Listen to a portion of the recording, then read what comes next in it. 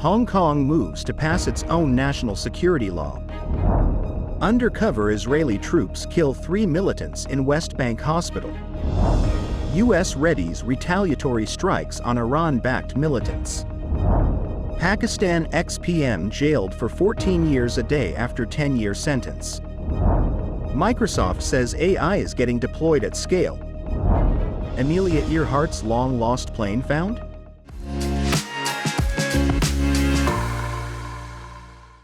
Hello, I'm Johnny. Thank you for joining us on Funday News. It's Thursday, February 1st, and here are your top stories. Hong Kong began public consultation on a local national security law on Tuesday, more than 3 years after Beijing imposed a similar law that has all but wiped out dissent in the semi-autonomous city. The new law could expand the government's ability to prosecute residents for offenses like collaborating with foreign forces to influence legislation or publish misleading statements, and to close down civil society organizations. Some of its provisions threaten criminal prosecutors for acts committed anywhere in the world. Hong Kong has launched a one-month public consultation on its version of a national security law. Hong Kong's mini-constitution, the Basic Law, calls for the city to enact a national security law, but it has been delayed for decades because of widespread public opposition based on fears it would erode civil liberties. The draft text will be written later based on input from public consultation, which began Tuesday and will end February 28. But the city released a 110-page document Tuesday outlining its plans for the legislation. City leader John Lee called the legislation a constitutional responsibility. Lee promised that people could still criticize the Hong Kong government and express opinions, as long as they do not intend to endanger national security. The government has already muzzled most dissent using existing laws. Hundreds of people have been arrested under the 2020 law. According to Israeli and Palestinian officials, Israeli special forces dressed as civilians and medical staff infiltrated a hospital in the occupied West Bank city of Jenin on Tuesday and killed 3 Palestinian men.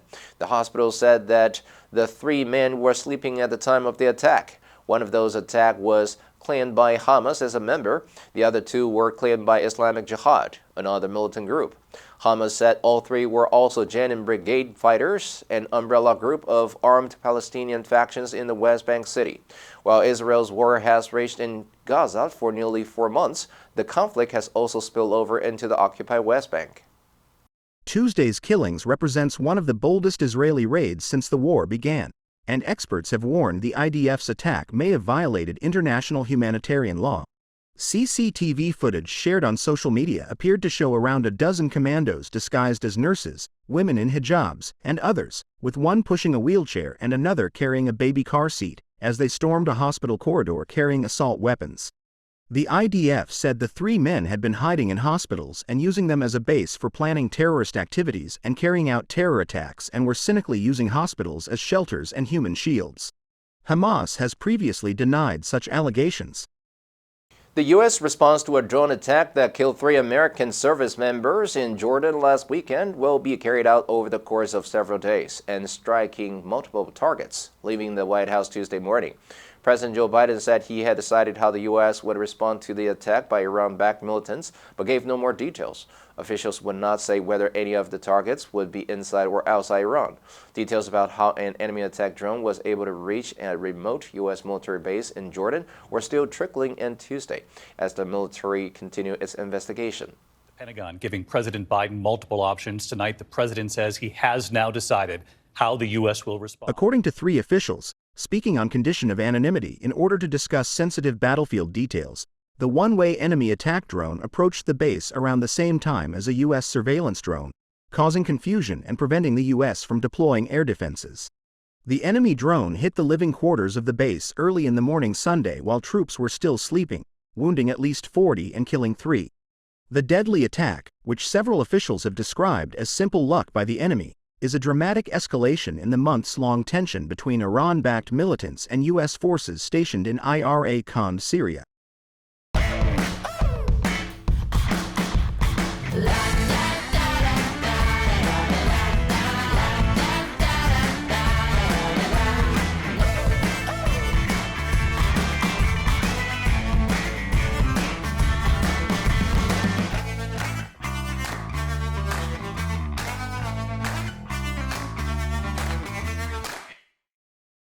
A Pakistani anti-graft court jailed former Prime Minister Imran Khan and his wife Bushra Khan for 14 years each on charges of illegally selling state gifts, his party said on Wednesday, a day after Khan was jailed for 10 years being found guilty of revealing official secrets.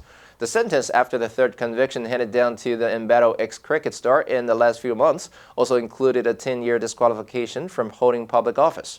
The verdict was another blow to Khan, who was ousted through a no-confidence vote in Parliament in April 2022 and is currently serving a 3-year prison sentence in a graft case. Authorities said Khan and his deputy, who also received the 10-year sentence, have the right to appeal Tuesday's ruling in the case, popularly known as the Cipher case. On Tuesday, he was sentenced to 10 years for leaking state secrets, and on Wednesday jailed another 14 in a separate graft case. Khan has said the numerous cases against him are politically motivated.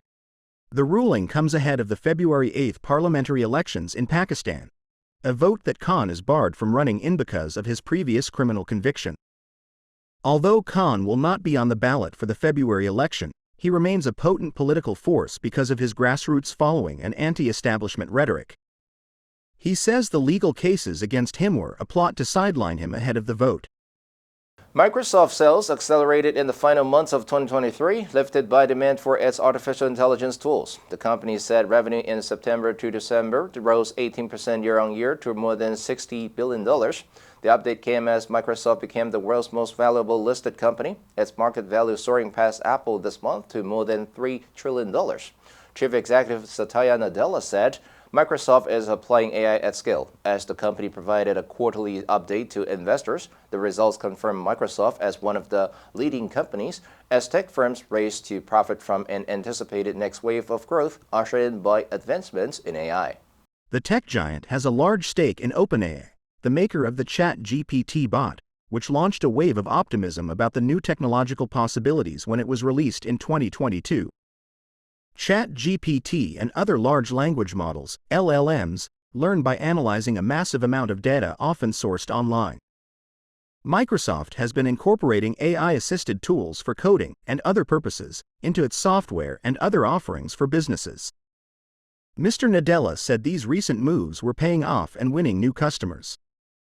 Sales of Microsoft's Azure cloud computing offerings, which are closely watched by investors, rose 30% year-on-year, better than analysts had predicted.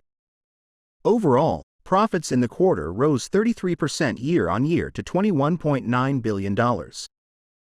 A pilot and explorer who embarked on an $11 million expedition at sea believes he has solved one of the world's greatest mysteries, the final resting place of Amelia Earhart's plane that vanished in 1937. Tony Romeo, a former Air Force intelligence officer and the CEO of Deep Sea Vision, sold commercial real estate to fund his deep-sea exploration of the Pacific Ocean last year, when he combed the ocean floor with sonar technology in the suspected area of Earhart's crash. His team reviewed sonar data in December caught by an underwater drone from his research voyage and found a startling image, a blurry plane-like shape Romeo believes is Earhart's twin-engine Lockheed 10E Electra. The image was taken about 100 miles from Howland Island, halfway between Australia and Hawaii. Earhart and her navigator, Fred Noonan, were expected to land there in July 1937 for a refueling stop in her bid to be the first female pilot to circumnavigate the globe, but they never made it. She was declared dead 2 years later, after the U.S. concluded she had crashed somewhere in the Pacific Ocean, and her remains were never found. While the image is blurry, Romeo believes it is Earhart's aircraft, given its unique shape. While it's too soon to determine whether it is indeed the long-lost aircraft, it's an exciting prospect. Romeo's team plans to return to the site this year, early next year, with a camera and a remotely operated vehicle to snap better images of the site. The answer for yesterday was A, regulating. It is up to the regulating authority to put the measures into effect. Did you answer correctly? Now let's delve into the news of Hong Kong moves to pass its own national security law. Number 1, impose. 迫使把什么强加于 This system imposes additional financial burdens on many people. Number 2, collaborate. 合作协作 She agreed to collaborate with him in writing her biography. Number 3, provision. 法律的规定条款 Under the provisions of the lease, the tenant is responsible for repairs. Next, we have a multiple choice question for everyone to practice. Which answer would you choose? You can write your answer in the comment section. The correct answer will be announced tomorrow. And that's all for today's Funday News. Be sure to tune into Funday News from Monday to Friday and click the link below to join Funday for free. I'm Johnny Wu, your host. I'll see you next time.